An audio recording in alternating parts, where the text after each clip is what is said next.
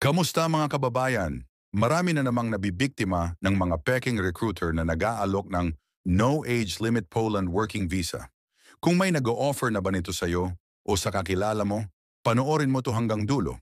Mahalagang impormasyon to para hindi ka mabiktima.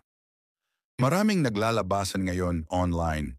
Facebook groups, TikTok videos, at minsan pati personal na kakilala na nagsasabing walang age limit sa Poland.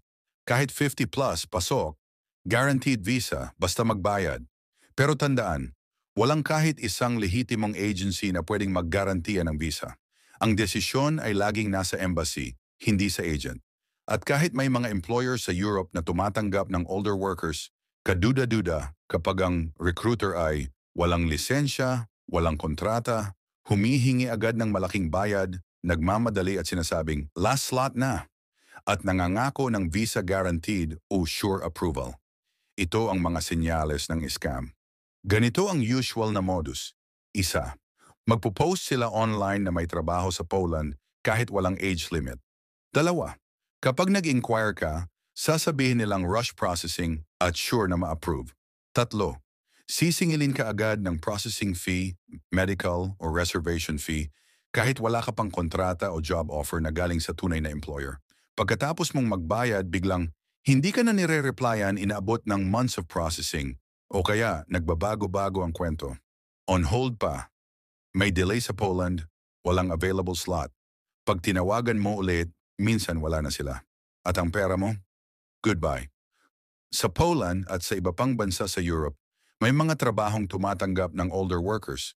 Pero hindi ibig sabihin na wala talagang limit.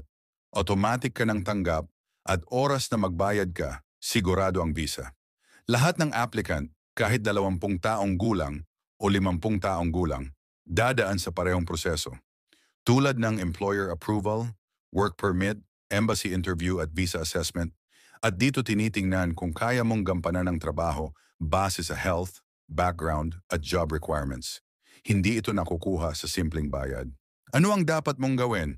Una, i-check kung licensed ang agency. Hanapin sa POEA DMW2 website. Libre ito. Pangalawa, huwag magbayad kung walang kontrata o job order. Pangatlo, basahin ang lahat ng papeles bago pumirma. Huwag madala sa rush.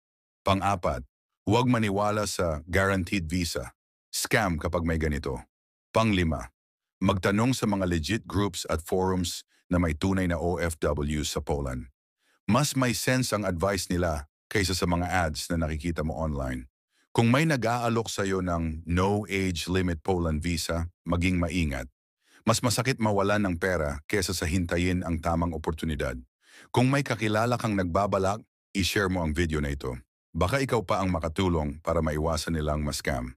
Kung gusto mo ng mas marami pang content tungkol sa legit na proseso ng pag-a-apply abroad, huwag kalimutan mag-like, subscribe at i-hit ang notification bell para updated ka sa lahat ng uploads. I-like at i-follow ang page para sa mga updated na impormasyon tungkol sa trabaho abroad at scam awareness. Share mo to para mas maraming OFW ang maging ligtas.